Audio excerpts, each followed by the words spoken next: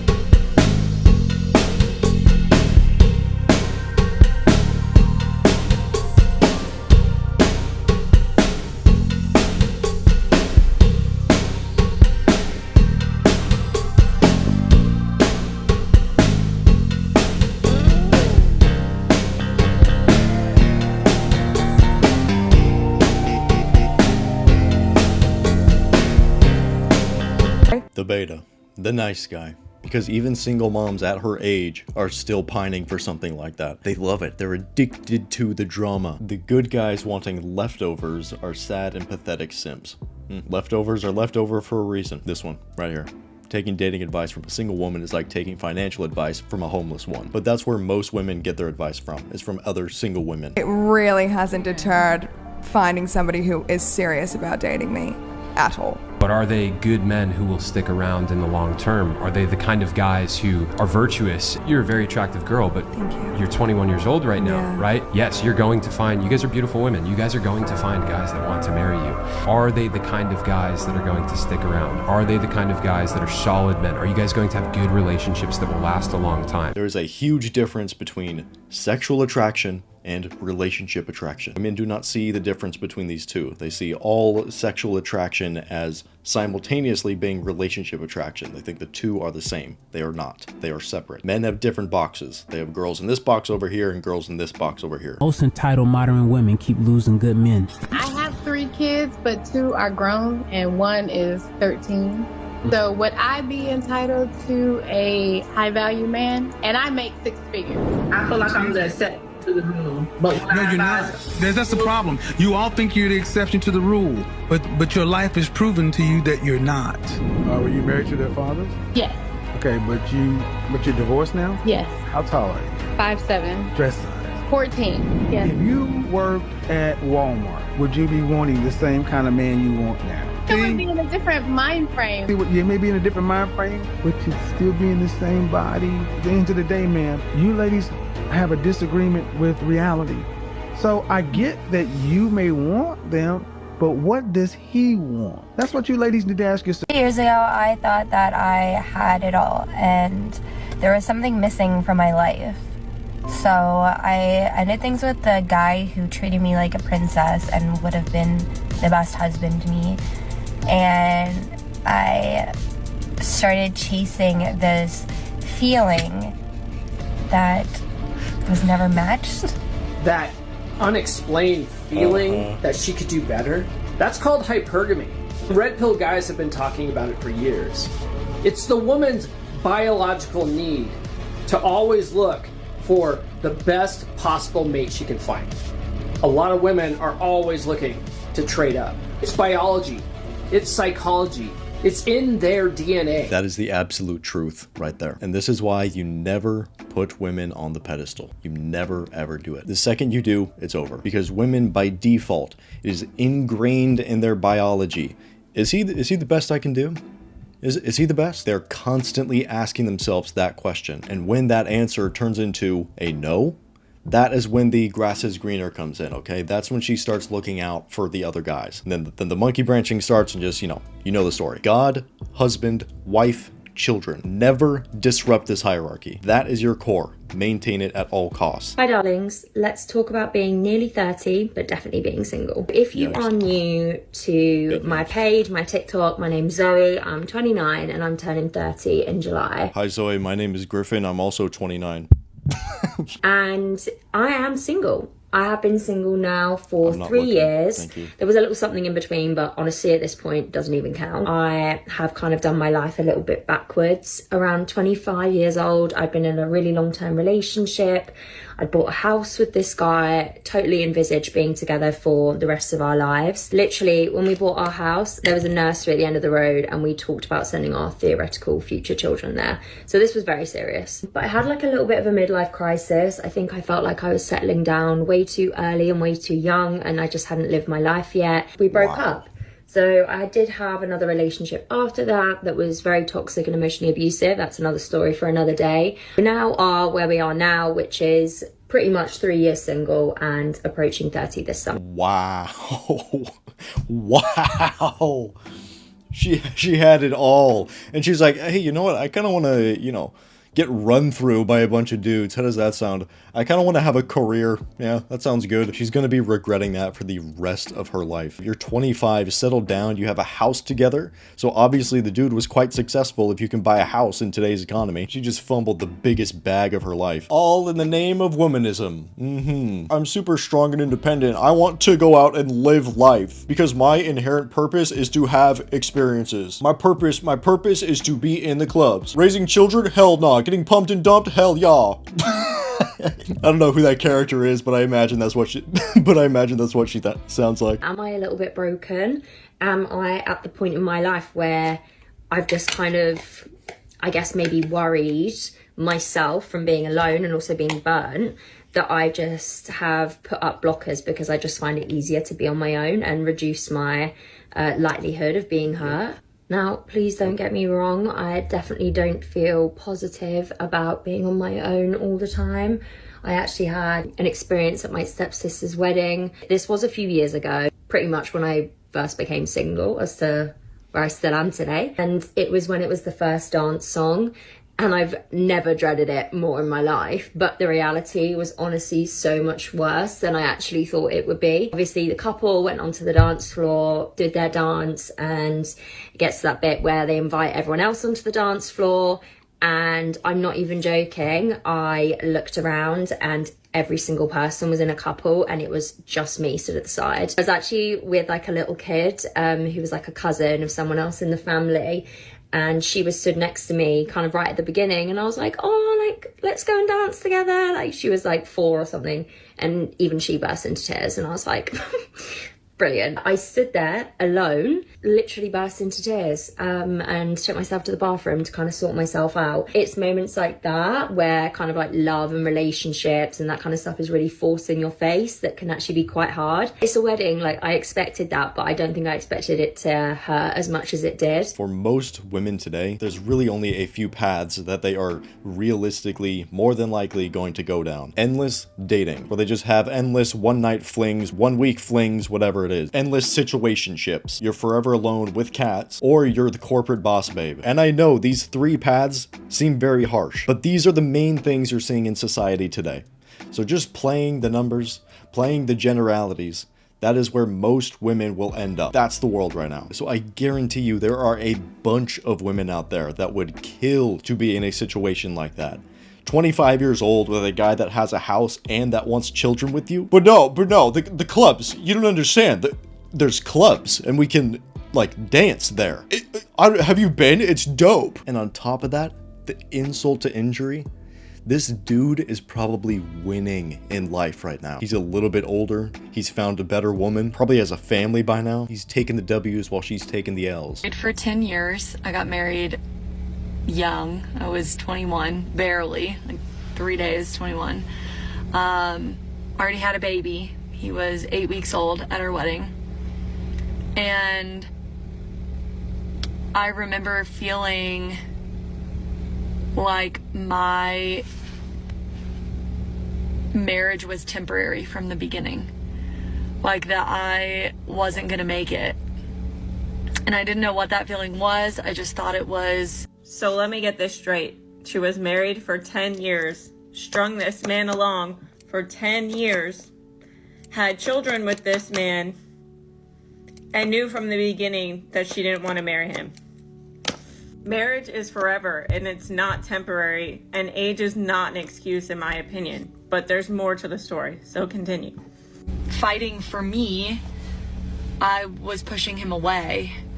But I never truly accepted happiness. I left the good guy. He looks at and is like, that's a dad. That's a husband. That's how it's supposed to be. He did the dishes. He cleaned the house. He took the kids to school. He worked all day. He made good money. He supported us. I mean, yeah, we had our problems, but he was the good guy. So I'm here to tell you, it's okay to leave the good guy. Cope.